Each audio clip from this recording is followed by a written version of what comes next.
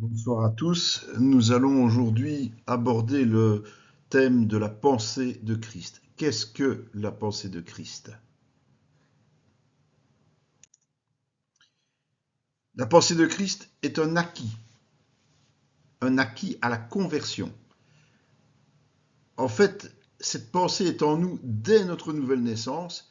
C'est pas quelque chose qu'il faut acquérir, mais quelque chose qu'il faut pratiquer. Et cette pensée va émaner du Saint-Esprit.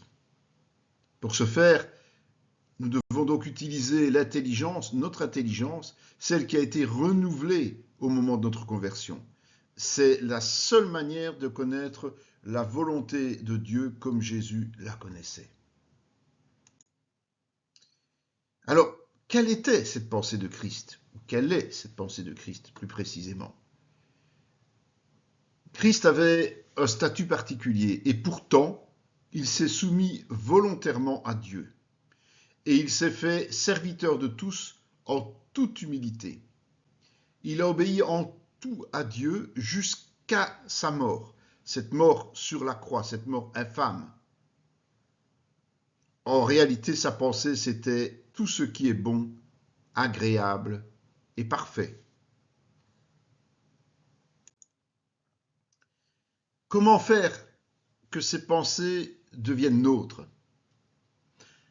C'est finalement une question de confiance en Dieu. Il nous demande de lui présenter tous nos besoins plutôt que de nous en inquiéter. Et cette attitude de confiance va produire la paix de Dieu. Cette paix, on ne peut pas l'expliquer, mais on la ressent. Et c'est la seule attitude capable de nous maintenir dans les pensées de Christ. Elle consiste en quoi, ces pensées?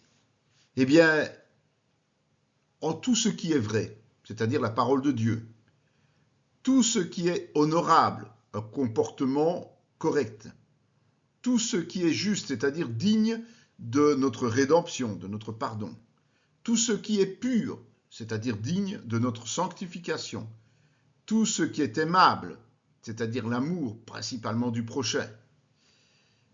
En bref, c'est tout ce qui mène à l'approbation de Dieu et des chrétiens nés de nouveau.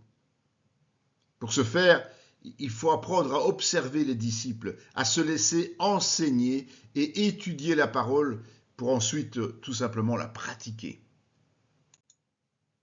En résumé, vivre selon la pensée de Christ, c'est avoir vaincu le péché et abandonner notre intérêt personnel. Même si c'est difficile, parce que le seul objectif est de vivre selon la volonté de Dieu. Notre préoccupation première sera l'unité fraternelle et le sacrifice pour les autres. Finalement, la pensée de Christ, c'est l'amour absolu. Nous aimons partager avec vous ces découvertes. Alors, rejoignez-nous sur nos plateformes et enseignez-nous aussi en nous apportant vos connaissances.